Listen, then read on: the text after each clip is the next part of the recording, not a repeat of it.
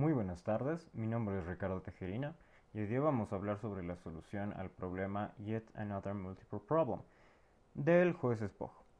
Lo que este problema nos dice es que nos va a dar un entero n y algunos dígitos y quieren que encontremos el múltiplo de n más pequeño que en su notación decimal no contenga los dígitos dados. ¿A qué me refiero con esto? ¿A qué se refiere el problema con esto? Supongamos que tenemos el número 2, 3, 4 y 5. Y nos dicen que no podemos utilizar los números 7, 8 y 9. Entonces quieren que encontremos el múltiplo más pequeño de 2345 que no contenga estos dígitos. Como 2345 por 1 es 2345 y 2345 no contiene ninguno de estos números, pues la solución sería 2345. Parece un problema sencillo, visto de una forma superficial, pero tenemos varios problemas. El primero es que si hacemos una solución brute force, lo que va a pasar es que nos va a dar un time limit exceed porque tenemos primero las restricciones y segundo que nos puede tomar mucho tiempo encontrar el múltiplo que cumpla con las condiciones del problema. Eso nos tomaría mucho tiempo. Si hacemos múltiplo por múltiplo, ¿eso qué quiere decir? Que multiplicamos 2345 por 1, luego por 2, luego por 3, así hasta que encontremos el número que cumpla con las condiciones. Eso nos tomaría mucho tiempo. Además de que en el proceso podemos encontrarnos con números muy grandes. Tan grandes que no entran en long long.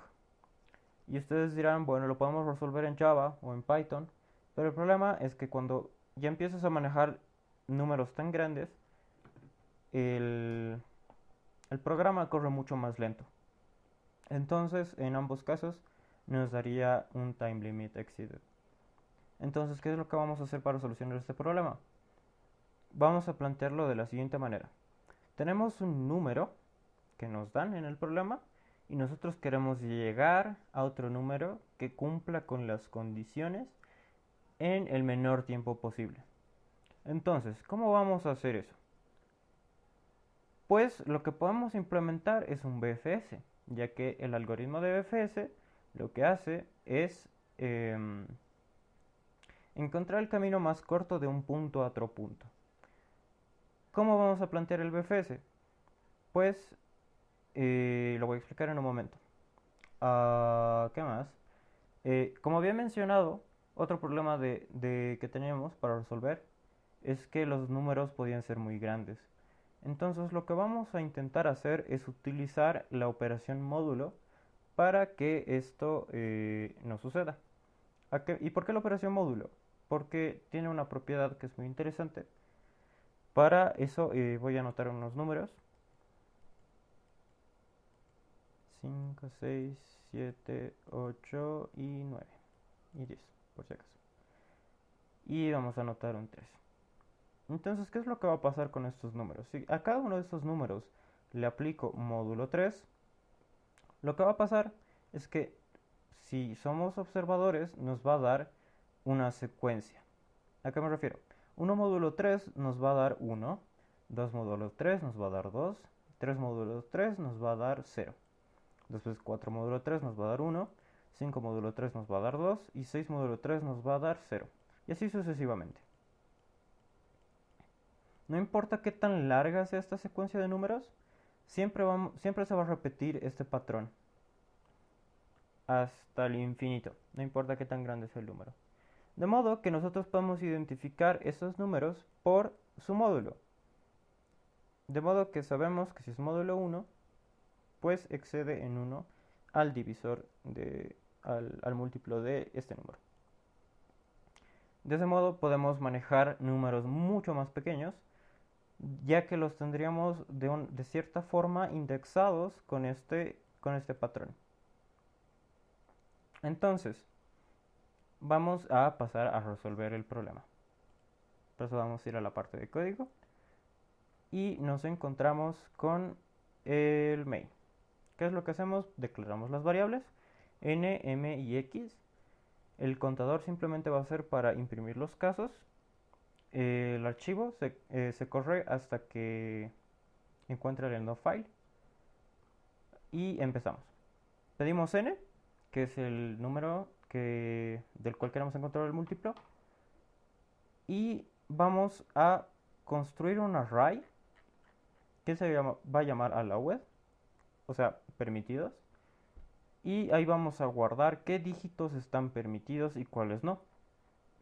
Entonces, luego pedimos n, que es la cantidad de dígitos que no van a estar permitidos, y vamos a pedir los dígitos. Y los vamos a marcar en nuestro array con el valor de 1. Si tienen valor de 0 es que están permitidos, y si tienen valor de 1 es que no lo están. Esta x ahora la vamos a utilizar para no perder el valor de n, ya que lo vamos a necesitar en un futuro. Este booleano lo vamos a declarar para verificar algunas cosas. Aquí, desde la línea 92 hasta la 101, prácticamente lo que hace es ir dividiendo al número en sus dígitos.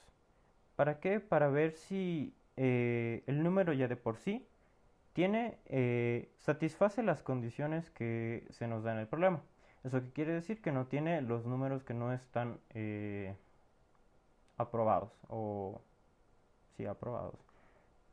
Entonces, si es que encuentro un número que no está permitido, voy a marcar el bool como true. Y si no, se va a quedar como falso. Si es que no he encontrado ningún número que no está permitido, lo único que tengo que hacer es imprimir el número, porque no hay nada que procesar. De otra forma, lo que vamos a hacer es encontrar ese número. Ahora ustedes se preguntarán por qué esto es un string y no es un entero o un long long. Y eso es básicamente por lo que les mencionaba, de que los números que podemos llegar a encontrar son muy muy grandes, entonces no van a llegar a caber en un long long. Y lo que hacemos es mandarle nuestro número n a una función que se va a llamar findN, y la vamos a poner en español como encontrar el número. ¿Qué hace esta función? Pues recibe el entero que le estamos mandando, el long long en este caso, y vamos a empezar por declarar nuestro array de visitados.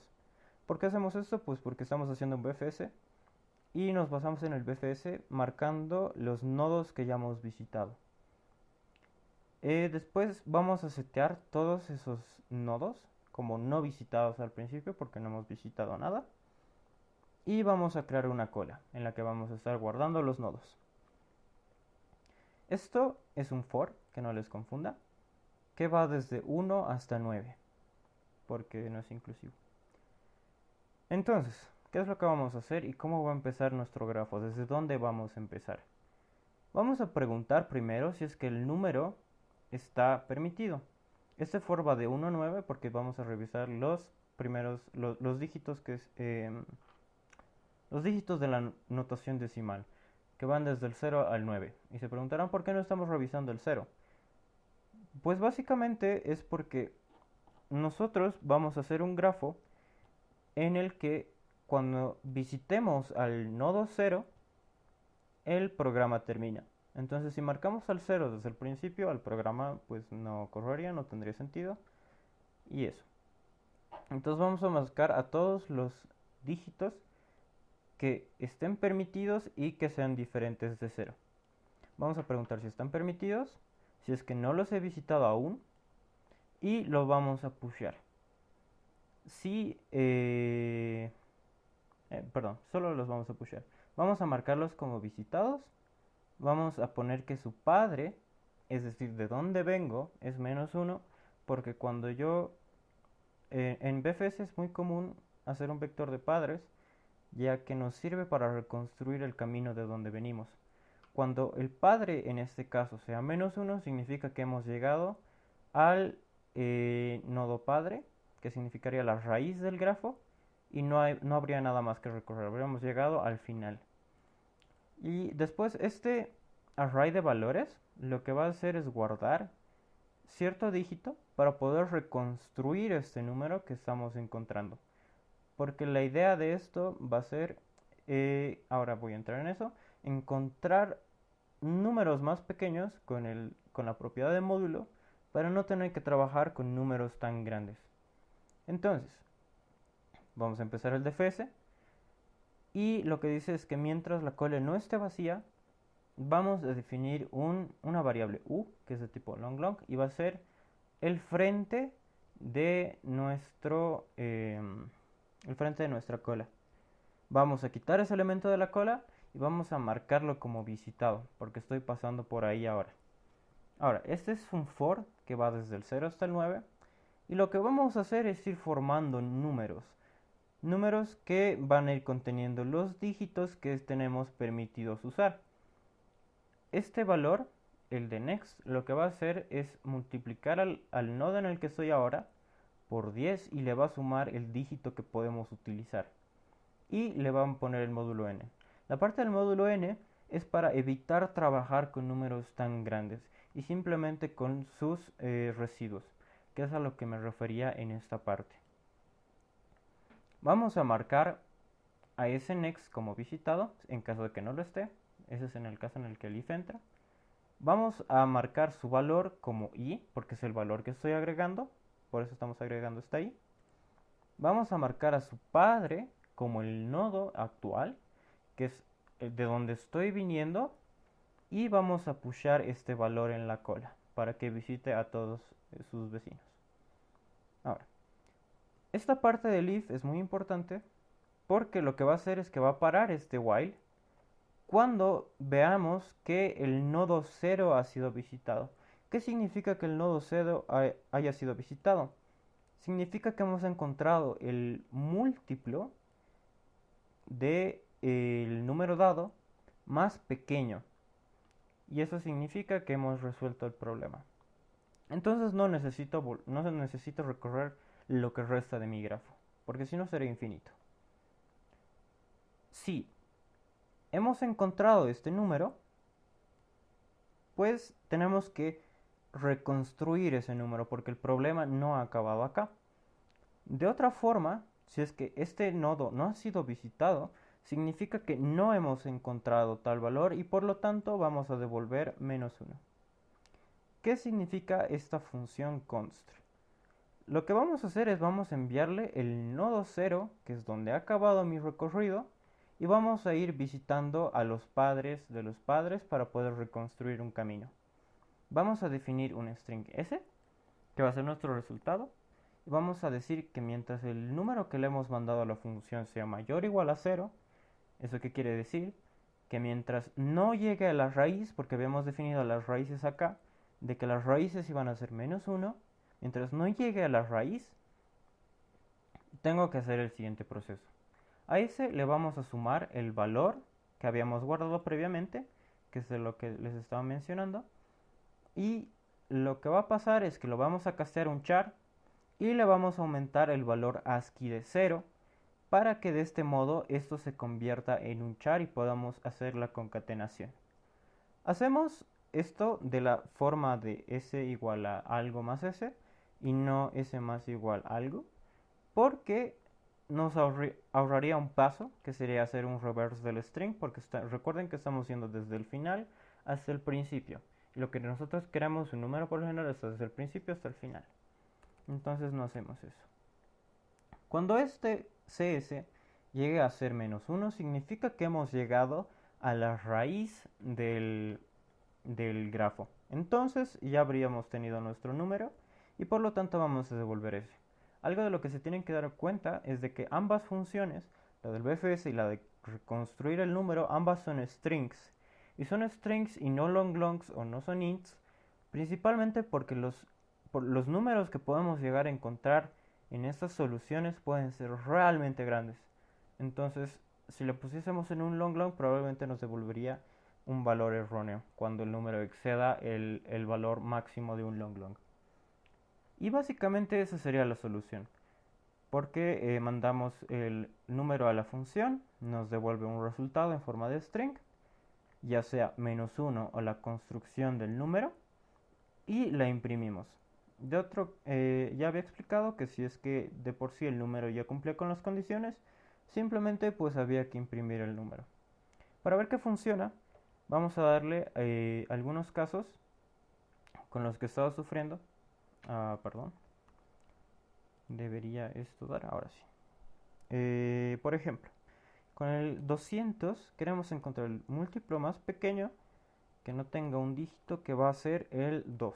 En este caso nos tendría que dar como resultado 400. Nos da 400. Ahora, queremos que nos encuentre el número, el múltiplo que sea más pequeño de 100, que no tenga el número 0. Y eso nos da -1, porque cualquier múltiplo de 100 siempre va a contener un 0. No hay forma en la que no contenga un 0. Finalmente vamos a probar con el primer caso del juez, que es este de acá. Vamos a copiarlo entero. Vamos a pegar. Y como pueden ver, nos da el resultado esperado. Ahora, hay un problema, hay un caso de prueba que encontré en la parte de comentarios que me pareció muy interesante, que es este de acá. No lo he copiado. Vamos a copiar. Vamos a pegar. Y lo que nos dice es que quiera el múltiplo más pequeño de este número que solamente contenga unos, porque nos están prohibiendo utilizar todo lo demás. Y ese número, van a ver, es muy grande. Creo que al contar recuerdo que eran como 32 números. Y eso, pues, si bien no excede log long, pueden haber casos mucho, mucho, mucho más grandes que este. Entonces, por eso utilizamos los strings. Como les había dicho, esto no ha terminado de correr porque la entrada es hasta final de archivo. Entonces lo que vamos a hacer es probar este código a ver si nos da un accepted. Lo vamos a subir en C++. Y a ver si nos da el accepted.